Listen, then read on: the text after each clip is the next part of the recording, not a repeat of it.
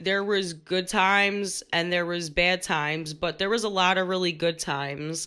Like we actually got the opportunity to shoot a scene with Sylvester Stallone, aka Sly, for Rocky 6. That was like a once in a lifetime opportunity. And at the time I wasn't that excited because I was into like Britney Spears and shit. But it's cool to look back and think that we did that, but I want to shed light on something else that I recently discovered. So, my mom used to talk about a movie that was filmed in our store before I was born, and she was very humble about the whole experience. She didn't own the movie, I never had seen it. So, now that I'm starting this podcast and I'm kind of digging into my family history, I was trying to find this movie and I couldn't figure out the name of it. And I was trying to look for it, I just couldn't.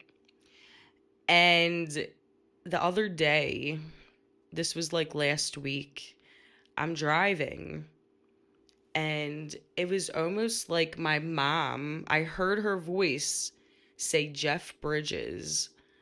And I said, "Oh my god, that's the main actor in the movie." All I could remember was that Jeff Bridges was the main actor, and my mom always used to say that in the movie our store blows up. So as soon as I was able to pull over, I googled Jeff Bridges store blowing up. Bam, found the trailer. Bam, I see the front of my house blow up in the trailer. Oh my god. So I text my boyfriend. I'm like, "Oh my god, like Tyler, this is the movie that I was telling you about." So we were able to find it on Amazon Prime. We rented it for $1.99. The best $2 I've ever spent in my life. I could have sworn that my mom said that my grandpa had lines in it. My grandpa was alive during this time. The movie was shot in 1979. So I recalled my mom saying that they were in it, but it wasn't like a big part. Either way, so we rent this movie. It's an hour and a half long. We're watching it. It's actually a pretty funny movie. We were laughing. It's about the assassination of JFK.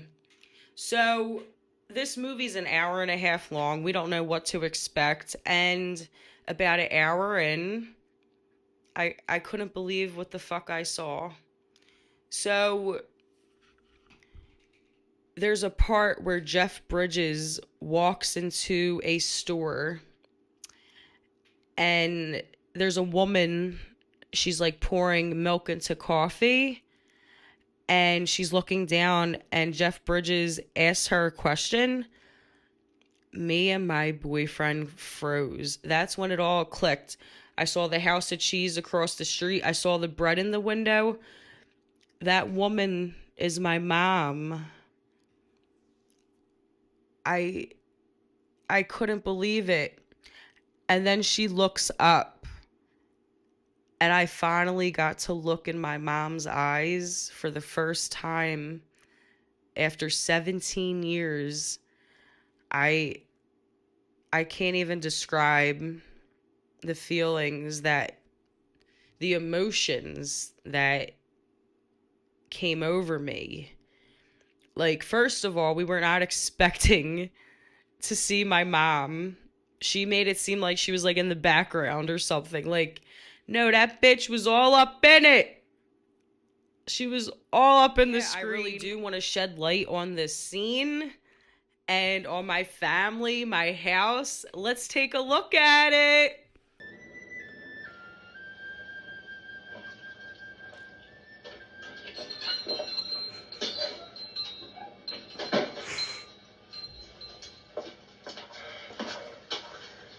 I'm looking for Irving Mentor.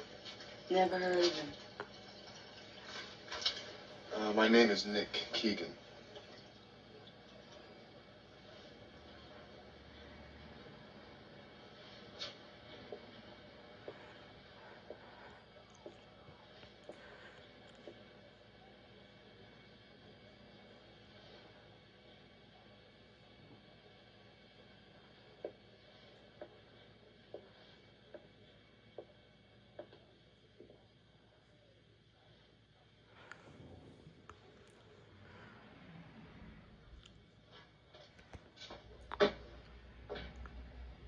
If you know me, you know I believe in signs. I believe in all of that shit. And I truly believe that once I started this podcast and I started digging into my family history, and that day when I was driving, that was my mom telling me, it's time for you to tell our story. So here it is. And I can't tell you how happy finding this movie made me. It's almost like the happy ending to this really sad story. Like, I lost my mom in a tragedy, and all of these years I've been missing her and thinking about her. And one day when I needed it the most, it's like it just came to me. Like, I was meant to find this movie now. And I'm just so proud of her. And I just still can't believe that she didn't make a big deal out of this. Like, she's in the fucking movie, and she is a non-credited actress. I tried to look at the credits to see if her name was in there. Her or my grandpop are not in it, but they are. Though it's them. That's their faces. That is my house that I grew up in. So even though their names are not listed in the casting, that's them, whether you like it or not. So I'm fucking proud. And clearly, being an entertainer runs through the blood. Entertainment, business owners, it just runs in my family. So yeah, this was huge for me, and I'm just so happy that my mom led me. My mom was so pretty. And then that man in the back middle's my grandpa. I actually never met my grandpa. But then this is our back room where our washer and dryer was. And those steps led up to our house. I just find it very interesting that they pretty much kept everything the way it was. That's almost how I remember our house looking.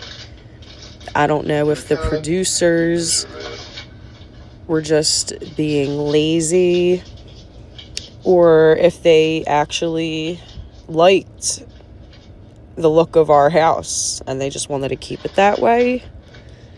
Okay. When I was researching this movie, I did hear that it had a lot of budget cuts. I don't know if that has something to do with it. But either way, it's pretty interesting.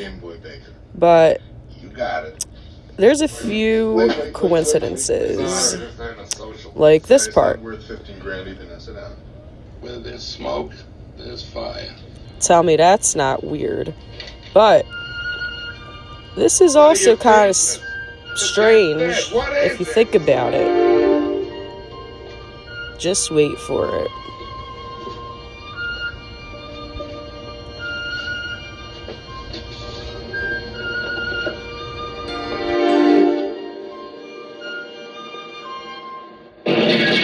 How strange is it that she dies in that house in the movie and it actually happens in real life? Coincidence or foreshadowing? Let me know what you think in the comments. And don't forget to like and subscribe for updates on new episodes of Big Debb Energy. Thank you for watching, and we'll see you next time.